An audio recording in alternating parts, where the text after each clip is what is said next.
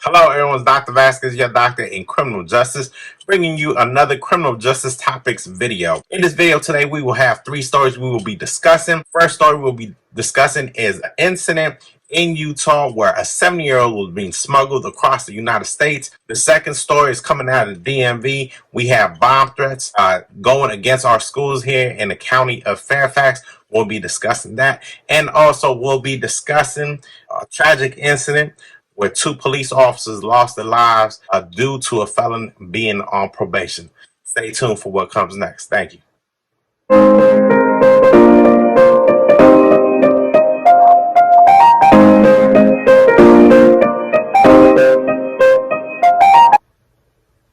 All right, welcome back. To get started on our first story, I'm talking about a 70-year-old girl that was saved from human smugglers. It happened in Utah. Utah Highway State Patrol was on it, was doing its due diligence, and noticed that there was a vehicle that was coming. Tinted windows were more dark than what they were supposed to. They were drifting. Individual pulls this vehicle over, lo and behold, makes contact with two individuals, a 33-year-old male, I believe, a 19-year-old male on the passenger side, sees a 70-year-old female on the back seat, starts doing Q&A, investigating, questions that we ask police officers, what you doing, where you coming from, what's going on. And he started to identify that the individual couldn't produce answers, right? Upon further investigation, come to find out these individuals were smuggling this 70-year-old across the United States. They had no relation to this child. So I wanted to give this individual honorable mention.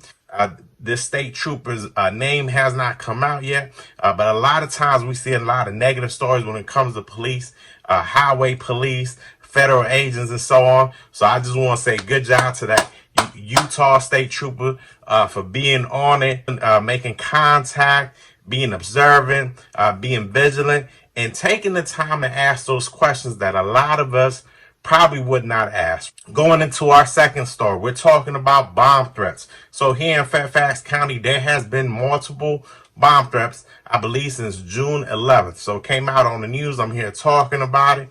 So what do we do? Do we take every threat that goes against the school? Do we take it serious? Do we take it lightly? Do we stop all classes? Do we evacuate buildings? How is the police department supposed? Are we supposed to beef up security around around schools? Let me know what you think. I believe that you do have to do an investigation. I don't know if we can cancel school every time a bomb threat is called in or we send an email. But I do believe we should take it serious. I do believe we should do an investigation. I do believe there should be a higher security posture, maybe, our security on alert, if you will. And, going into those layers of defense, I always talk about layers of defense. Have those created, have your security posture updated, so we can mitigate, whatever comes our way. Weirdos, the schools are out, so we having these bomb threats. Summer school is in session, but it's not your regular what am I saying? The regular time of year when these threats come in, right? All right. So our next story coming from El Monte Police Department in LA County. So two individuals lost their lives. They got called out, I believe, to a fight. An individual with a weapon. Come to find out, that individual with a weapon was a prior felon that was on probation. So the discussion is a get tough on crime approach, right? Should we have a more stringent, stricter policy when it comes to the release of felons, right? I understand second, third, fourth, fifth chance, but there is this discussion, there is this debate on how do you know when to release someone? Is there supposed to be a risk assessment? Do we have other family members holding this individual accountable? Obviously here, this individual fell in between the cracks. Probation officer was not there when this incident occurred, I believe.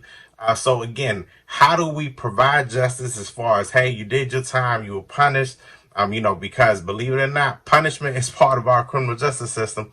And then, return this individual back to society, be a productive member of society.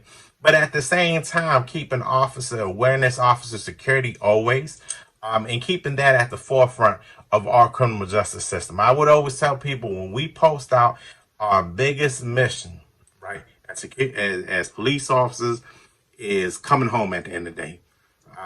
We always have to take care of each other.